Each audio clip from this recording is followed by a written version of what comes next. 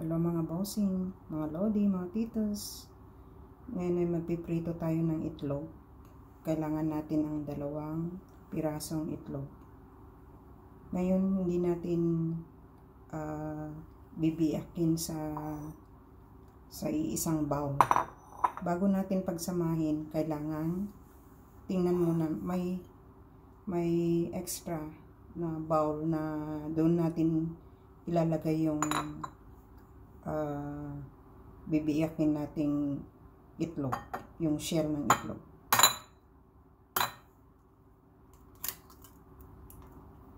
Kasi mga bossing, kaya sineseparate ko muna isa-isa dahil minsan hindi lang minsan, madalas may mga bulok na itlog. Hindi natin alam na bulok pala yung nasa loob ng eggshell. So, kailangan natin ng extra bowl. Dito natin ilalagay yung broken egg. Then, saka natin ilagay doon sa kung saan doon natin imimix yung 2 itlog. Yan. Isa pa.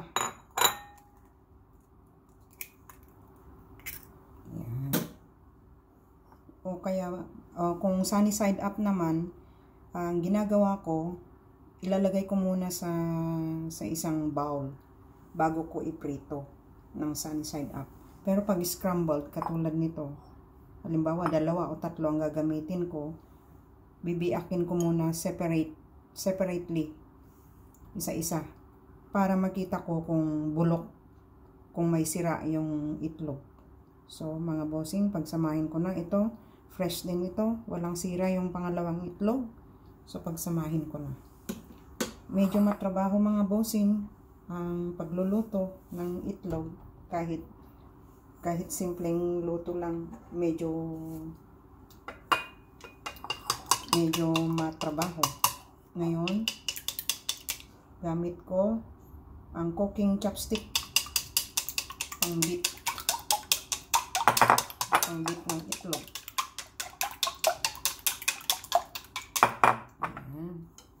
See you sa next video mga kapatid, mga bossing, mga lodi, mga titos, titas, mare, pare, ma'am, sir.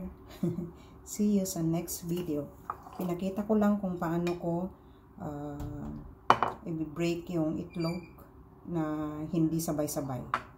Para makita kung may sira. Dahil kung nilagay mo sa iisang bowl, dito mo dinurog, dinurog? Dito mo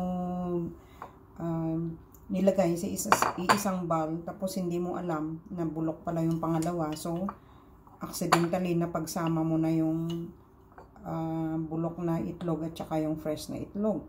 So, ganun po mga kapatid, mga bossing, mga titos, titas, kailangan 2 bowl ang gamitin pag magluluto o magmimix ng itlog.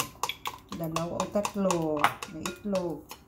Kung isa lang naman na itlog, madali lang na maano kung bulok o hindi. At madaling maitapon. Maitapon natin kaagad at hindi natin accidentally mamimix.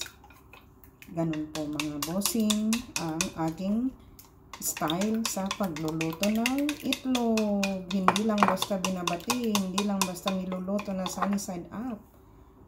Para masiguradong fresh yung itlog na lulutuin.